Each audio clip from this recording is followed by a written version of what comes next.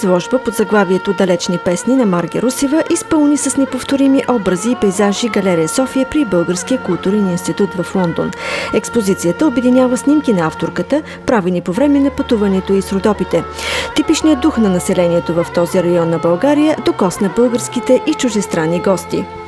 Заедно с изложбата галерията представи и едноименната книга на български и английски език, която обединява въздействащи разкази и снимки на родопчани. Специален гост на вечерта беше и самата Марги Русева. Чувствам се фантастично. Да, Лондон може би е едно от въпреки че е известен с това, че времето обикновено е лошо и е студен град, всъщност може би това беше една от най-топлите публики. Много приятни хора, много добре се чувствам. Наистина бих искала да благодаря най-вече на госпожа Светла Дионисиева, която видя проекта преди около година. Тя видя книгата и в кореспонденция ми каза, че е много развълнувана да го представи. Yes, I really love them. It's beautiful pictures. It's really world that is not in existence anymore. Фотографиите ми харесват, красиви са. Карат те да усещаш, че истинските хора все още съществуват. Очевидно е, че животът им не е лесен, но въпреки това те са вътрешно щастливи. Това е нещо, което не може да се открие в големите градове. Благодарна съм на моите приятели, че ми доведоха в Българския културен институт. Не е лесно да се намерят такива места в Лондон.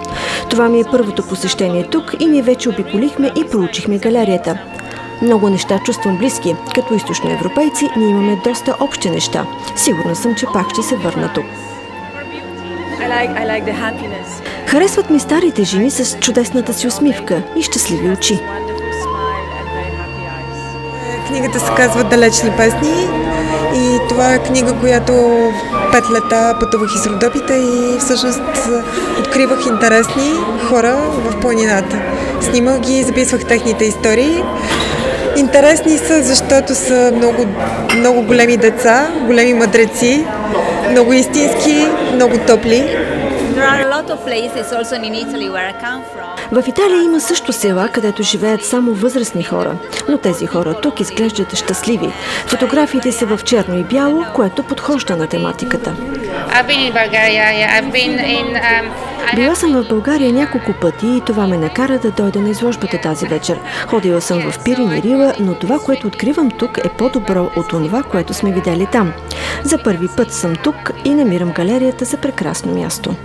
Тези хора са богатство за България. Всъщност в България ние имаме страхотна природа, но и страхотни хора. Но в крайна сметка те не са само България. Аз не го виждам като нещо, което е свързано единствено и само с България. Тоест, такива хора смятам, че може да се открият навсякъде. Те могат да бъдат открити в Англия, могат да бъдат открити във Франция, навсякъде. Затова казвам, че тези песни са far away, но те и не са толкова далече, защото този дух на топлота, на човечност може да бъде открит навсякъде, и в голям град, и в малко село, някъде в Родопите. Така че той е универсален. Си спомням, че една възрастна жена, когато си тръгвах, тя каза: "Знаеш ли, всеки идва заради планината, но се връща обратно заради хората."